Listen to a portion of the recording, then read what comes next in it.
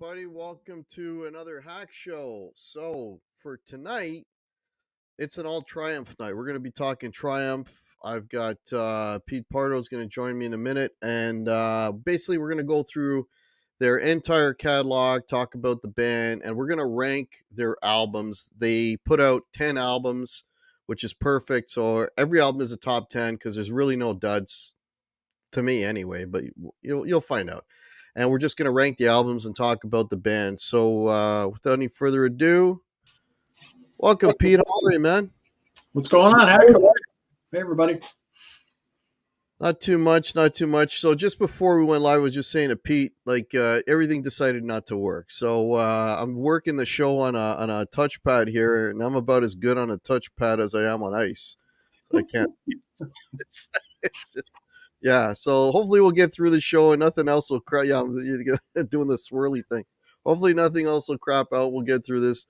I just want to say hello to a few people that are in here early. Rebel Rocker, welcome. Poo Ninja, how you doing? Dale Palmer is with us.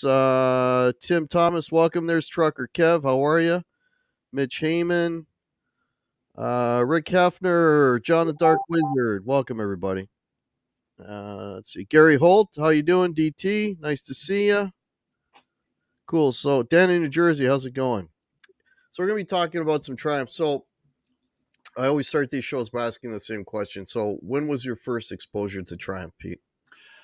I don't remember the year exactly, but I remember buying Rock and Roll Machine at my local record store. I didn't even know who they were, and I don't know exactly what the album cover was in Canada, but here in the States, the Rock and Roll Machine LP was issued with a live shot of the band.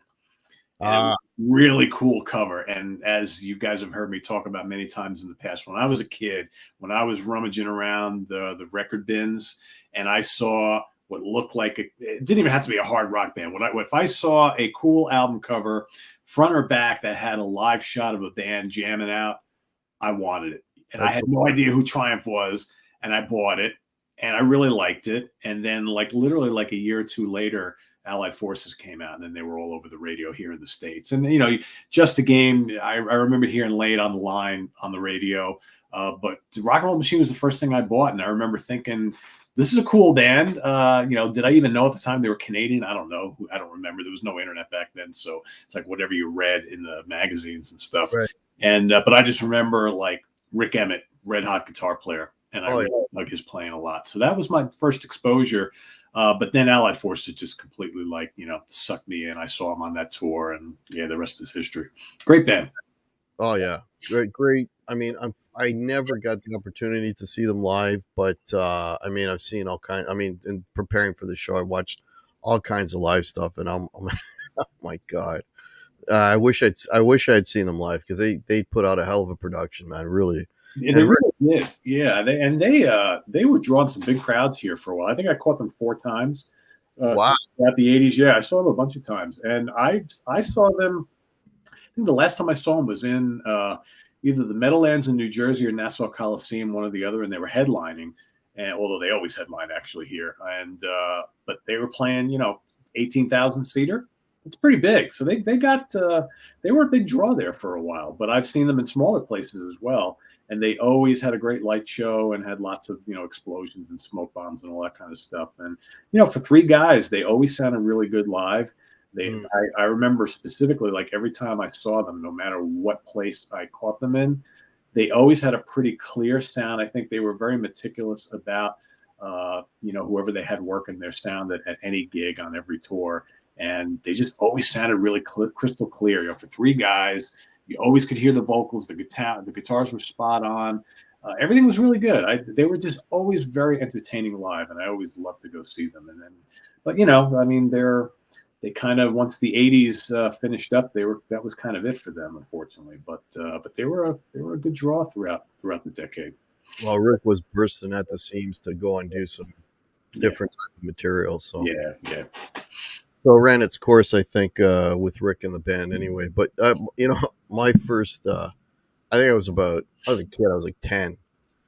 And there was, we used to go to this, this park, and they had an amuse like a in a pavilion, and there was a jukebox in there, and somebody kept playing Rocky Mountain Way, and listening to that on a jukebox at 10 years old with that grinding riff. I'm like, this is the coolest crap I've ever heard. It sounded amazing, and I love that song. And I didn't know for years that it was a cover.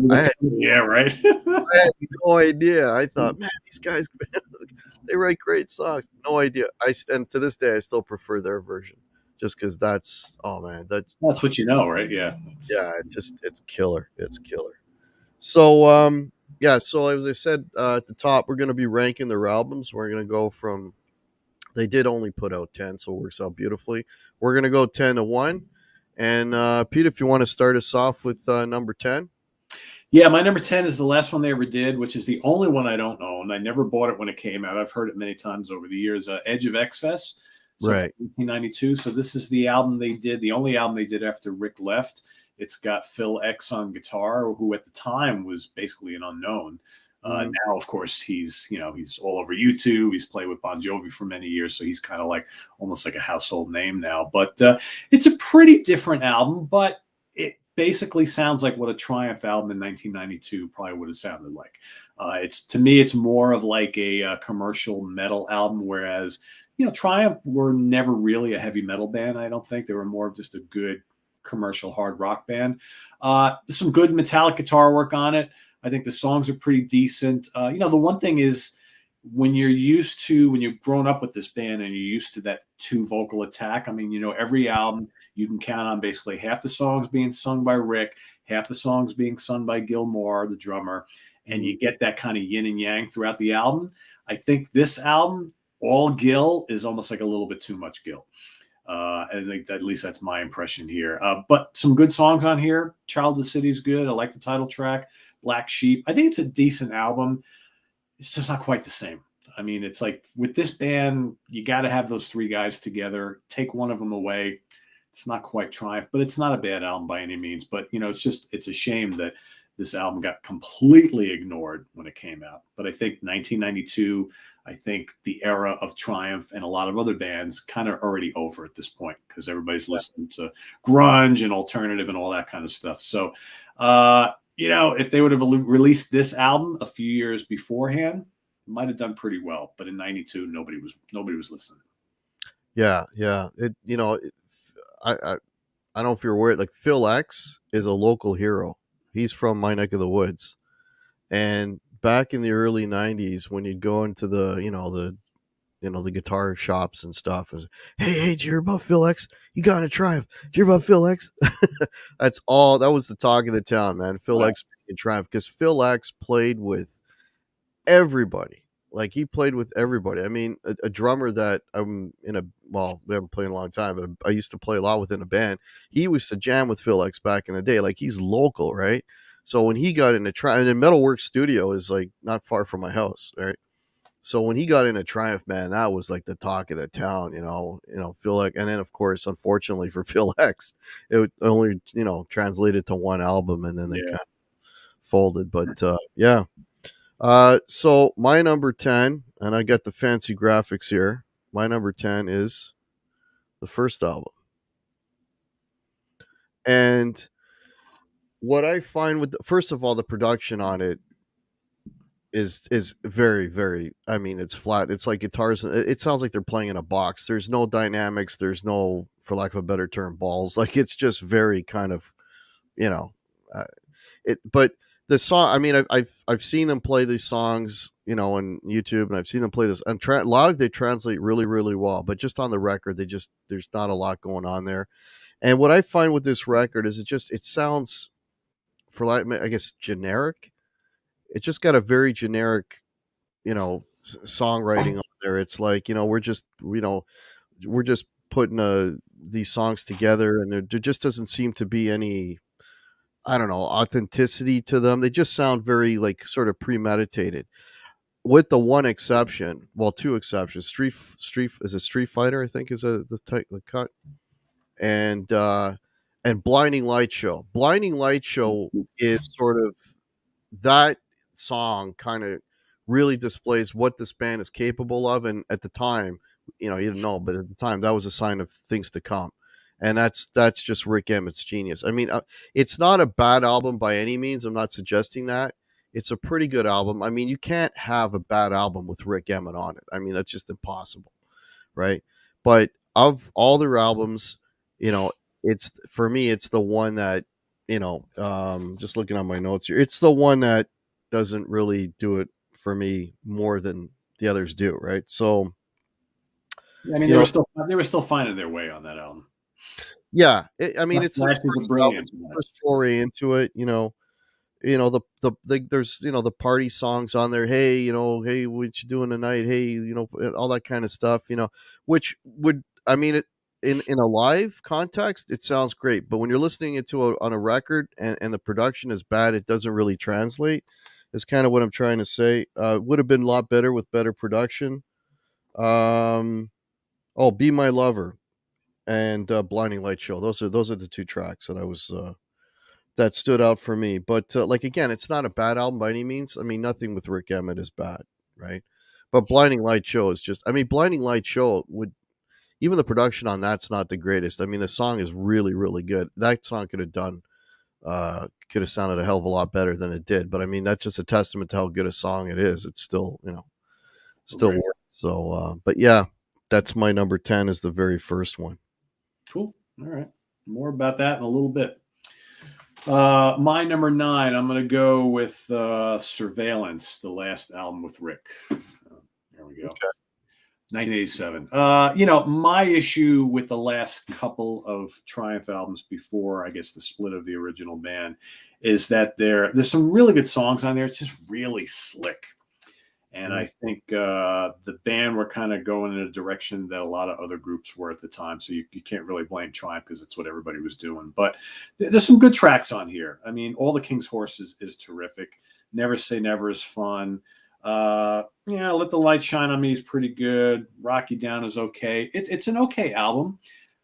It's just, to me, it's just really, really commercial sounding. And I think they're just kind of getting away from the original concept of what this band was all about. But again, the vocals are good. The musicianship is good. It's not a terrible album by any means. I don't dislike any of these albums, actually. No. I think that I gravitate towards the latter stuff the least because I think I kind of really got to love this band with the earlier stuff. Yeah. And they kind of, to me, they lost a little bit of what made Triumph so great on those early and mid-period albums. And here they kind of just sound like everybody else. And there's a lack of identity here. But it's not a bad album, pretty cool album cover. So that's my number 9. Surveillance. Yeah, so my Surveillance is Sport of Kings. Yep. I mean, that's just, it sounds like every song they're trying to write a top 40 hit. It's like you got the cheesy keyboards on every song. It like slick, that's a good way to describe it. Some of the songs would sound a lot better if the guitars were more prominent. Yeah, it's like it would work better. Like there's some songs, for example, like Somebody Out There, Take a Stand, would sound a lot better if they were a little more guitar heavy, less keyboardy. It's the same type. Like that's the music that was going on at the time. That's what they were doing. So like you said, they were their identity. They were chasing as opposed to creating something individual, and it just that whole mid 80s period where those were, I mean, not there's a lot of bands that were doing this. That is a complete turn off for me. It when they start bringing in the heavy keyboards and they start mellowing out and they start trying, the power ballads and the let's get in, all that stuff. Just I can't stand that mid 80s saccharine version of rock, and a lot of bands went down that path because that's what was selling records at the time. Yeah, that's what the labels wanted, and the MTV wanted these, cheesy videos, and you guys, it's what it was all about at this point. I'm looking for any shining moments here. Yeah, the chorusy guitars too. That got really, really tired. Very formulaic, Yeah. that record, but I'm sure it sold a ton. I didn't. What year did that come out? 86. Yeah, no, this was a big seller for them. Yeah, yeah. So it probably did really well for them Yeah. because again they were they were shooting for top 40 and they got there. So, Yep. but Yep. not my taste. All right. Yeah. It's my number 8, Sport of Kings. Yeah, I mean, half the album is kind of bland. Tears in the Rain is a good hook laden song. I always kind of like that, and that's somewhat heavy. But again, you can tell that they're just going for the charts. Somebody's out there, really good song, catchy Yeah. song. Needed more balls though, right? Yes. Lacking of balls. Yeah, I mean, Hooked on You. You got the nice instrumental on here. Play with Fire is pretty decent. It's a decent album, but it's just, man, it's just.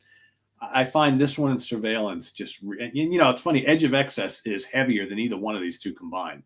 I More on just, that. I, Yeah. I don't find the songs as memorable on that because I think we're missing Rick's songwriting. But I think there's plenty of fine songs on Surveillance and Sport of Kings. I just don't like the production of either one of them. And like you said, they're trying to put too much sweetening on the top of Triumph's music, and that I'm not really into. It's But like it's okay. There's some good songs on it, but it's it's I down mean, at the bottom. that could have been a hard album from the mid '80s. Right. Yeah. Exactly. Another perfect example of a band that was just trying to Exactly. shoot for. Yeah. There was so many of them that were doing this, Yeah. unfortunately.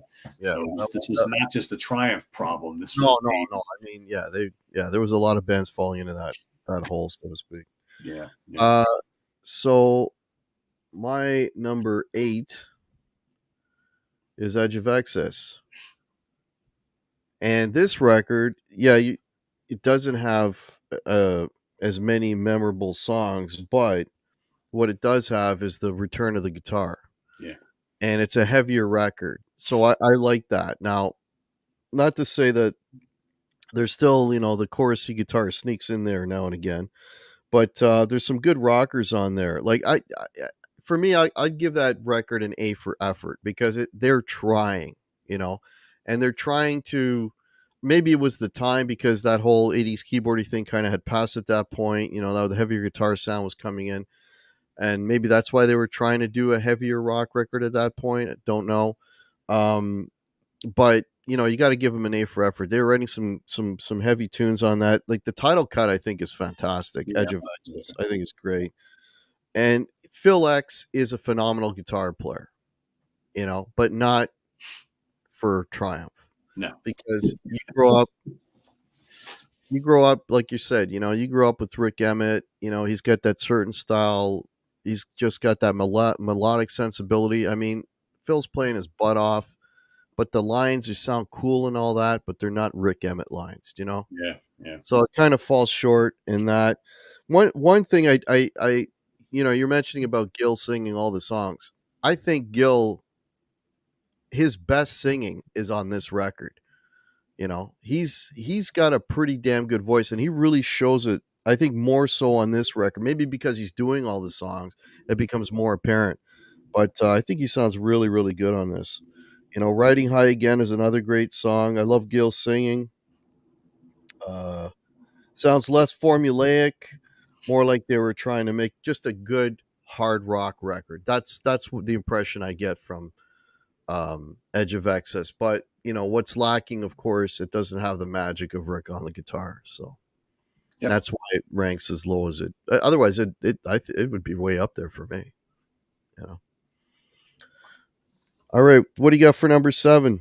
All right. I'm going to go with the debut, which the CD I have is called In the Beginning. It's that this has changed names so many times. It's called In the Beginning, the early days, whatever. It's all the same songs on there. But there's the guys hanging out in the studio on the back. I mean, I agree with a lot of what you said. I mean, this is kind of them still at their formative age. It's like, do we want to be a boogie band, a hard rock band? Do we want to be an art rock band? There's a little bit of everything on here. I like 24 Hours a Day a lot. That's like a fun party rocker. You got Drek like Be My Lover and Don't Take My Life, whatever. Street Fighter's pretty good. What's Another Day of Rock and Roll? That's kind of lame. Easy Life is okay. Let Me Get Next to You is okay. Blinding Light Show is absolutely brilliant. And Yes. that could have been on Just the Game or Allied Forces, and nobody would have blinked an eye, right? I mean, that's Right. just amazing. So you know what it is? This is one of those albums, I talk about this all the time, that probably when you look at start to finish, it's pretty spotty, but there's a couple of tracks that just are so really good that it elevates the whole rest of the album. So that's like it for me. So I could have ranked this lower, but because it's got a couple tracks I really, really like a lot, it's going to be sitting in the, a little bit higher than what normally it might. But yeah, not terrible. But they haven't found their way yet by any means. Yeah, yeah, and Pretty cool. Blinding Light Show, like I was saying earlier, that was them just starting to get there. Yeah. That was the glimmer of, what was coming, where they were headed. So, Yeah. Yeah. so for my number 7, and you mentioned this one earlier, Surveillance. So again, still very poppy, a lot of poppy elements. But there are times when, there's some heavy guitar playing on there. Headed for Nowhere is a great song. Never Say Never. Um, is it? Oh, you had it. Yeah, I mean, and there's some really wicked guitar playing on. I mean, there's wicked guitar playing on all their records, but there's some really good playing on this on this record. Um, Now, Carry On the Flame. Now, I hear a little bit of prog in that, just a touch. Well, I mean, they had it in them to do that every now and then. Well, Rick, that's where he's coming from, right? Yeah. Yep. You And so I hear a little bit of prog in that. Yes, phenomenal guitar player. But again, it ranks low because for me, there's a lot of the again those cliches that I talked about earlier with the cheesy keyboards, the chorusy guitars. But there's some significant riffage in there, and the for this band, they sound to me the best is when they're just, and they do this on a few songs where sort of just in the middle of the song, they take the tune and they just make a complete right turn and they just start jamming and they let loose. And that's when you really hear these guys play, Yeah. and that's when they sound the best. And there's a little bit of that going on here. But yeah, I would rank higher again if it was a little less that mid 80s keyboardy thing. But yeah, that's my number 7, Surveillance. And we forgot to mention it gets a couple pluses because Steve Morse plays on a couple tracks on it, which is always a good thing, right? Yeah. The Forgot about that. duet they did. Yeah, he's on all the King's Horses, and he plays like electric on one and acoustic on another. I forget the other song he's on. Right. Yeah.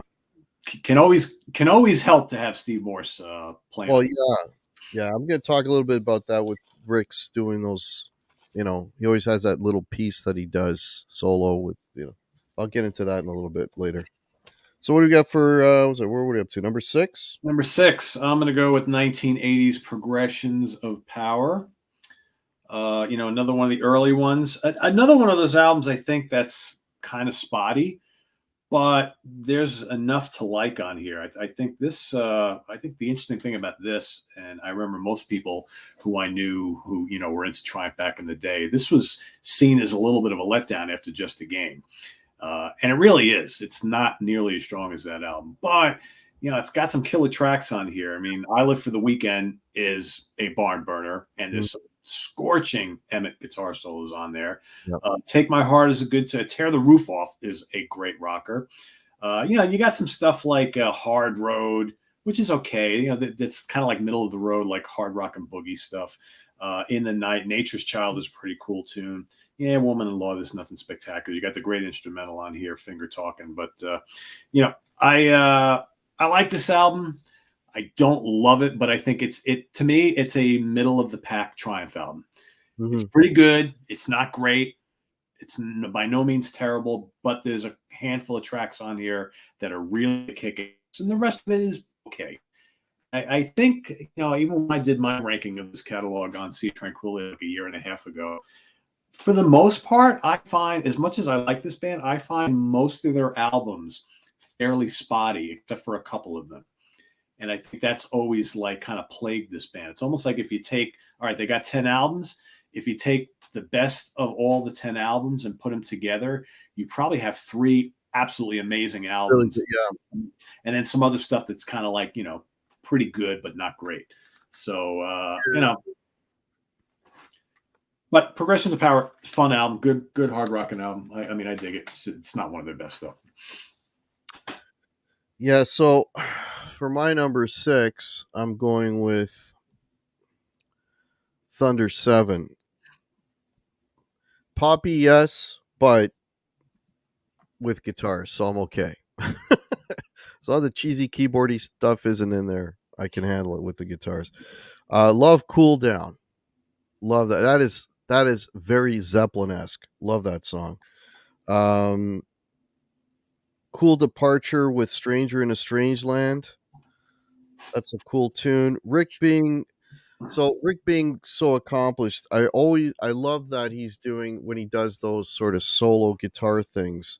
Yeah, Um, and the instrumental that he does on this is like it's a classical thing that blends into a flamenco thing that blends into a classical thing that turns into a jazzy thing, and it's just his compositions. It's like he's just weaving his way through multiple guitar styles, and I absolutely love that stuff. Follow Your Heart, that was the big hit on this, um, and it's poppy, but it's still relatively heavy, and it's not plagued with the heavy keyboards. So yeah. I'm okay with that. 1984, it was just sort of just on the edge of that, where all that stuff kind of came in. So, but that's yeah. I mean, it's a great album. There's nothing wrong with it, nothing at all. You know, but yeah, it would rank higher if it was more rocky, I guess. But yeah, that's my number 6. Well, I'm in total agreement with you. That's my number 5. I like this album. This was a pretty big album for them. I saw them on this tour. Uh, Spellbound comes across great live. Yeah, I would imagine that'd be a good live Yeah, it song. really does. As does Follow Your Heart. I mean, they played both of those songs live, and they're both All your heart really, is killer. Yeah, yeah, it's really, really good. Killing Time is great. Stranger in a Strange Land, I like. It's a very solid record. I love the album cover. Like I said, this was the tour where they started playing like bigger places. I think, God, I think in '84 on this tour, I saw them in like a 2 or 3 thousand seat hall, which was fairly good size at the time. They would go on to the 15,000 seaters on the next tour. But yeah, good album, good solid record. Could rank higher, but the ones that are ahead of it are, for me, more are consistent. cream of the crop, right? Yeah, yeah, they're more consistent. Yeah, Yeah, but this is I good. got a feeling our top 5 are going to be pretty similar. Speaking of which, where am I at? I'm at number 5. So number 5 for me is Never Surrender. I mean, this is home of Never Surrender and A World of Fantasy. Two of I think, their best songs. Still a little bit poppy, but a pretty solid rock album all the way through. Too Much Thinking and Writing on the Wall aren't bad, but the main reason for it ranking this high is Never Surrender. That's just a fantastic song. I was I mean, I watched a bunch of Rick Emmett interviews and things, and how he would say, like, he would, because I mean, the guy's so versatile. He'd come in with like a jazz riff or something, you know, uh, proposing that for a new song, and then with Gil, and I don't know, I think to a lesser extent maybe Mike Levine are the same. I'm not sure, but they would kind of take that riff and try to shape it into more of a rock or a pop context, right? Because I mean, if you're listening to the chords of Never Surrender, I mean, he's playing all these jazzy chords. It's all jazz chords that he's doing, but in a rock context, right? So I mean, it worked, really really popular song, one of their best hits, and it's got some world class friggin' playing on it. Yeah, when the lights go down, not a bad song either. Yeah, just a good solid record, and again, showcasing every album showcases Rick's phenomenal playing, but yeah. Have you ever tried to play some of those, like Never Surrender? That's a tricky those are tricky songs to play, man. He that guy's doing some really complex stuff. Well, it's funny because if you listen to all of these albums that we're talking about, uh, Gil and Rick had very different ways of writing songs. You can always tell, even before you hear the vocals, you can kind of tell who the guy is who wrote the song, because Gil was all about those kind of hard rock and party anthems, Right. and Rick is the guy who brought all these cool textures and different influences and stuff. So I mean, you listen to Never Surrender, you listen to Fight the Good Fight, and a lot of the songs we're going to talk about, which are the ones that Rick wrote, Yeah. and which are I mean, every album has this formula. It's like you get the Gilmore straight ahead party rocker, you get the Rick kind of textured, kind of proggy, song that he does, and every album kind of has all those different flavors, which is kind of neat. And then they each sung the songs that they wrote. That's just the way it worked with this band. Yeah. So yeah. Well, Rick wrote the epics, man. He wrote those Oh epic, yeah. Yeah. not the straight like any. I mean, yeah, he wrote some pretty epic tunes, man. Yep. All right, what do we got for number 4, Pete? Number 4, Rock and Roll Machine, 1977. The first one I ever bought. Still love it.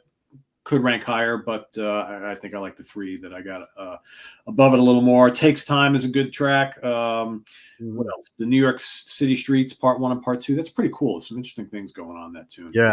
And then you got all these other interesting short little pieces leading up to Rocky Mountain Way and Rock and Roll Machine. It's a really cool album, but a lot of different parts on this album. Like, this is not like a typical straightforward Triumph album, which I think is what makes it so cool, because it's very different in their catalog.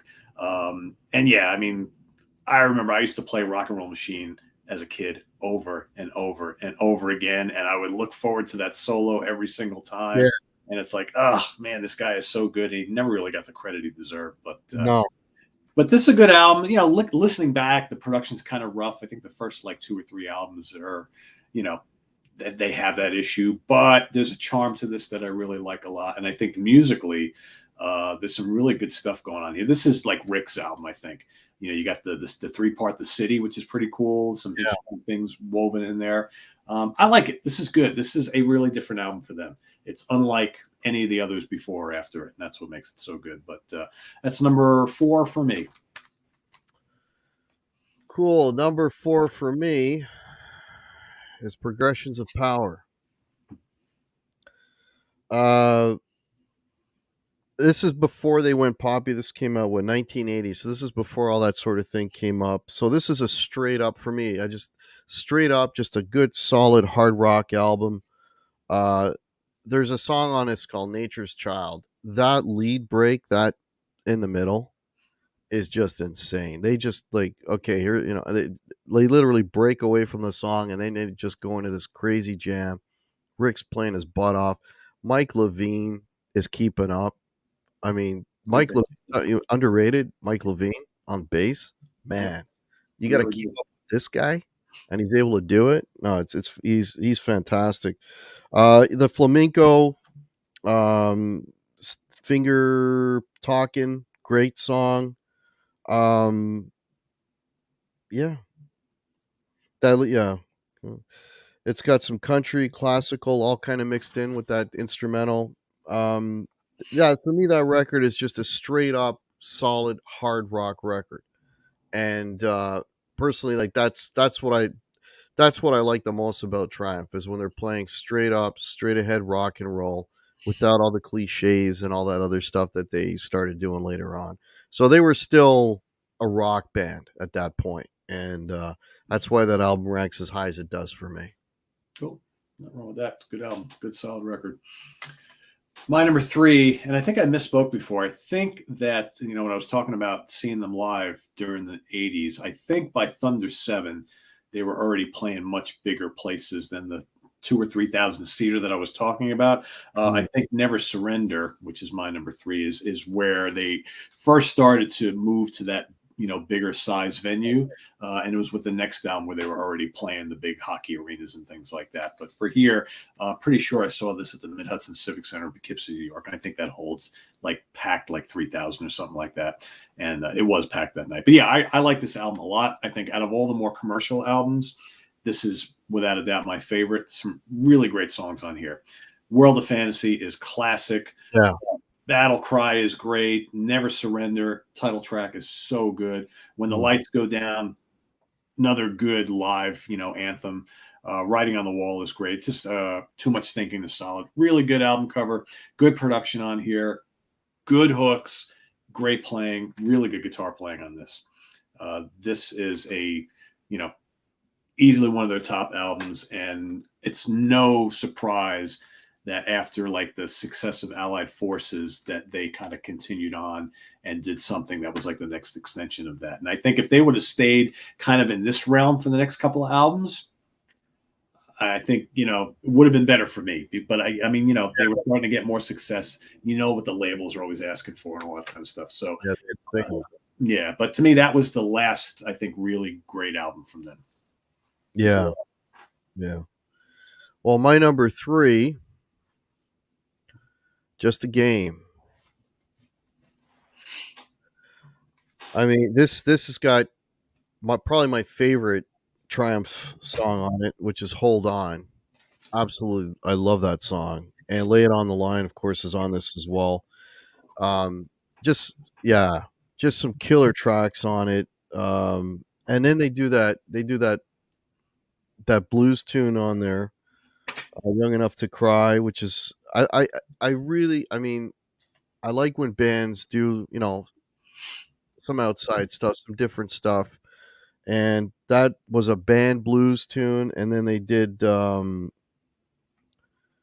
there's also Suitcase Blues is on there as well with Rick Emmett. Sort of that's his, his own little blues thing. But when the band did a blues, I thought that was pretty cool. Yeah. Just a Game, the title track, not a big fan of that. American Girls is too, hey, doesn't do anything for me. But I mean, any you got to lay it on the line and Hold On. I mean, sold. I mean, it's just really really good record. Again, it's a 79, so no keyboardy, no poppy, no cheesy. Not yet. Yeah. They're still pure. Still straight up, rock band. So yeah, that's my number 3. Well, it's my number 2. And another instance of where I think a few really great songs for me just elevate the entire album. Obviously, Laid on the Line is a drop dead classic. I think their songwriting skills are really coming to the forefront on this album. Hold On is amazing. I love Just a Game quite a bit. American Girls is kind of fun and almost like a like BTO or April Wine kind of way, right? It's kind of like a party anthem, I guess. It's kind of silly, but for you. Yeah, but it's pretty good. Moving On is pretty good, kind of heavy rock boogie. Young Enough to Cry is pretty good. I like the bluesy stuff on here. I don't know. It's just like I said, it's got a few songs that are just drop dead classics, and I think the rest of it is solid enough, and that moves it up the line for me. So, but I could Never Surrender or Rock and Roll Machine be a little better start to finish, perhaps. But this one has a couple real classics on it, so that's why it's ranking as high as it is. Yeah, I mean, that's why it ranks as high as it does for me, because that's Hold On. And I mean, more so Hold On than Lay It on the Line. But those for me are two of their best tunes ever. So, all right, so we're getting close to the number 1. So for my number 2,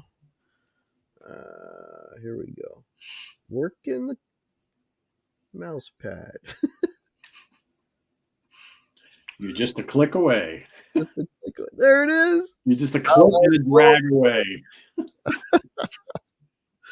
Yeah.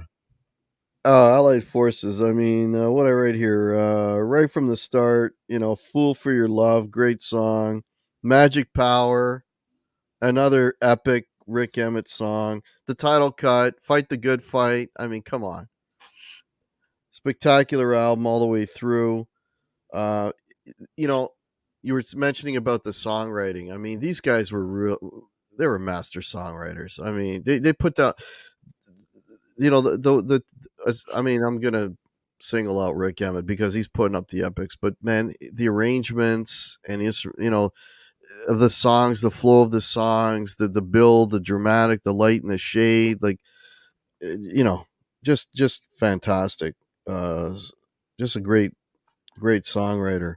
What else I got here? Great, yeah, great playing, great arrangements, and then I put a note here about Mike Levine shining through on some of these cuts. I mean, Rick's going crazy, and Mike Levine's playing some of the tastiest bass lines behind some of that. It's yeah, it's killer, man. That is a killer record. Pretty much. I mean, I don't have a. I haven't listed. There's no duds in that record. That record is solid all the way through. Yep. Title cut, like yeah, just a straight up rock record. 81. They were firing on all cylinders on that record for sure. Yep. Well, no surprise. I think everybody knows what my number one is, right? So, Allied Forces. I was already digging this band before this came out, and then this came out, and I was like, well, first of all, it's got the the great album cover, Yeah, which kind of strange because has anyone ever seen Rick play a flying V? I guess he played a Dean flying V for a while. played a Dean Right? for a while. Yeah. Yeah. But yeah, just a classic album cover. I saw them on this tour with Saxon as opener at the Palladium in New York City. The second like real big show I ever saw in my life. It was awesome. And yeah, I mean, I love Fool for Your Love is a great Gilmore kind of hard rocker to open it up.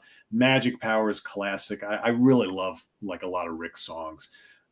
Allied Forces is the title track is classic. I always, for whatever reason, I always kind of like liken Allied Forces to Lights Out by UFO. I don't know why. They don't sound anything alike, but I think they're just like two examples of really, really killer title tracks on really killer albums. Fight the Good Fight is my favorite Triumph song of all time. I just absolutely love it. It's got great chords. Love the solo. Love the build to it. It's dramatic. It's catchy. Ordinary Man is absolutely gorgeous too. What a great vocal from Rick on that. And Say Goodbye is a great song. Say Goodbye should have been a hit single on this album, I think. So memorable. They were actually playing Say Goodbye on the local radio station here in the Valley, but it never really took off for whatever reason. I remember. Yeah, that was a radio played on the radio here also. Yeah, but I just love this album, and this album still sounds pretty fresh to me, and it's one of those Triumph albums, one of the few where you can play it all the way through. Yes, there's no skippable songs on it. That's a cover to cover. Yes. Yeah. So that's my number one. Yeah. All right. Well, here's my number one, and you mentioned it earlier. That's right. Yeah. Rock and Roll Machine. Faster than you ever seen. Oh man, killer. I mean, take time. I mean, come on. Bring It On Home, Rock and Roll Machine, absolutely killer. Love this record. I mean, this, you see how quickly, like some bands, it'll take 3 albums maybe before they catch their groove, maybe 4, whatever. These guys, like, boom, second record, and they were firing on all cylinders. It's got the great killer straight ahead rock and roll stuff, and then again, I was saying earlier how I like how bands had a little bit of diversity on their tracks. I mean, New York City Part 1, the tag out on that little jazzy tag out, that reminds me of Bachman Turner Overdrive. That whole kind of jazzy thing at the end. I'm trying to think of what song they do it's a heavy song, and then at the end it does like this jazzy outro. That is, was that Welcome Home? Is it Welcome Home? Maybe. Yeah, I know exactly what song you're talking about. The yeah, it's Welcome Home. Yeah. Okay. Yeah, you gotta expect that Rick was a fan of Randy. I mean, come on. I mean, how could you not be fellow Canadians? And Randy was a big deal in Canada, right? So. Oh yeah, he still is. Yeah. Yeah. No, I mean, yeah. This, I was just writing here. This, I mean, compared to the first record, this album is leaps and bounds improvement, production wise, songwriting, everything. It's just, it took a second album, and it's almost like the last song of the first record was sort of like the stepping stone, and then boom, they're there. Blinding Light Show, and boom, now we're putting out Rock and Roll Machine. Just yeah, I rock cut those number one and number two, Allied Forces and Rock and Roll Machine. That's cover to cover for me. Yeah. You know, Yep. great records. Yeah. So there you go. There's a top 10. So, for folks watching, let me know what your top 10 Triumph records are. Put them down in the description. Pete, what do you got coming up? What don't you have coming up? Uh, what don't I have coming up? Well, we just, I don't know if we have anybody watching who's into like modern progressive rock, but I just recorded a couple hours ago with Rand Kelly, who appears on SOT every now and then. We ranked the albums of Norwegian band Wobbler. So that's coming up tonight. I got Martin Popoff joining me on Friday morning, and tomorrow we got the Monsters. Then we do like a horror movie night on the Right. channel on Thursday night. So that's coming up, and other than that, just the normal stuff. I mean, we reviewed a shit ton of new albums today. So like the new Alcatraz, an Alcatraz album without Graham Bonnet. So Graham Bonnet. Yeah, but it's pretty good. The new Gus G solo record, really great guitar player from Firewind.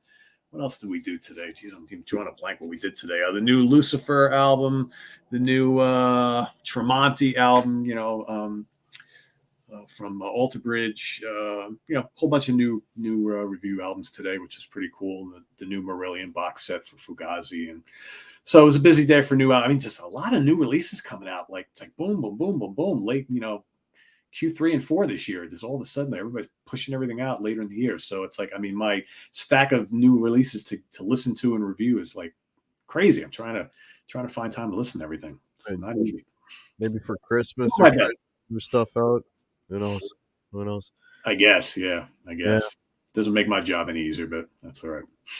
So, folks, if you're new to my channel, check out my original music. I just put out a song this week, The Devil in Me. Check it out. I've got 15 songs on an original playlist. Also, if you want to help support the channel, down below, I have links to Guitar Hack merch, t-shirts, and hats, and so on. That's down there. There's a PayPal down there as well if you want to help support that way. Also have links to my Facebook page, Facebook group, Instagram, and an email if you want to reach me for anything. Let me know. So maybe next month we'll do one of these again. Pete, I got a couple of bands in mind we'll talk about off air. Cool. So I want to thank everybody for checking out the show. I want to thank Pete for coming on once again, and hope everybody enjoyed it, and take care, everybody. Good night. Have a good one, everybody. Cheers.